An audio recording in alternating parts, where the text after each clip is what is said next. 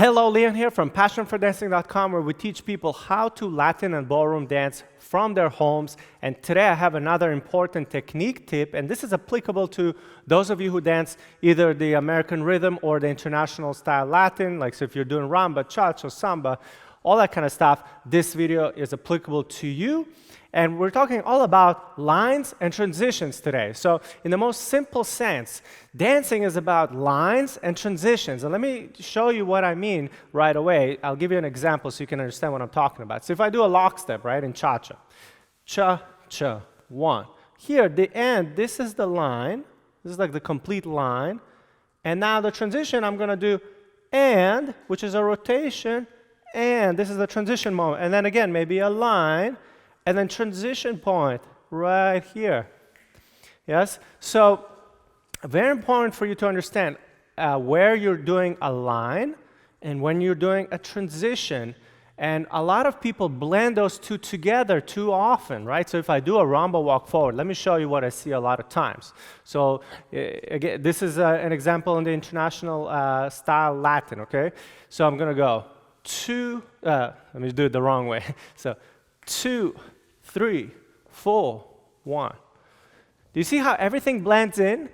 So people step and they start to rotate right away, and they're not even showing the line, or they're not completing the movement at all, which creates that nice line of the leg. Okay, so if I do it the correct way, so and 2 and 3 and 4 and 1. You see, I'm taking my time to show my line, yes? Bringing my hip forward. I'm turning out the back leg, yes? So that's an example in the international Latin style. Let me do an example in the American rumba style. So if I go slow, it's the same thing, except I start on a bend leg, and then straightening, bringing my hip forward.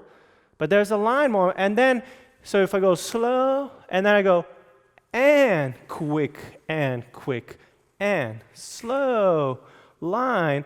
So there's a line before the transition. Normally the transition happens on count end, right?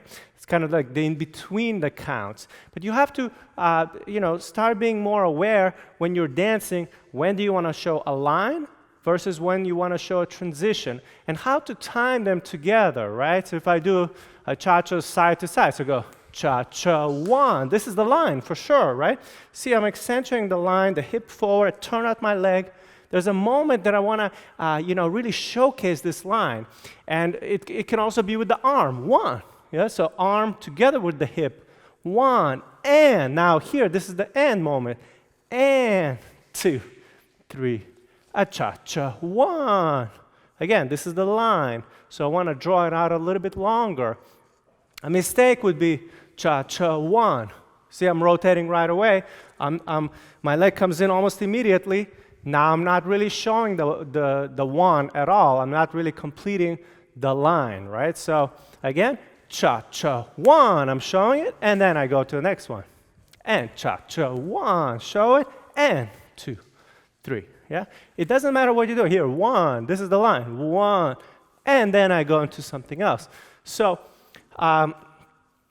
when you're dancing, when you're doing any kind of syllabus steps or any kind of routines, try to notice what is the line, what are you trying to accentuate, and what is the transition, the in-between moment, and try to really see how you can time and understand how to show both of them in the correct way.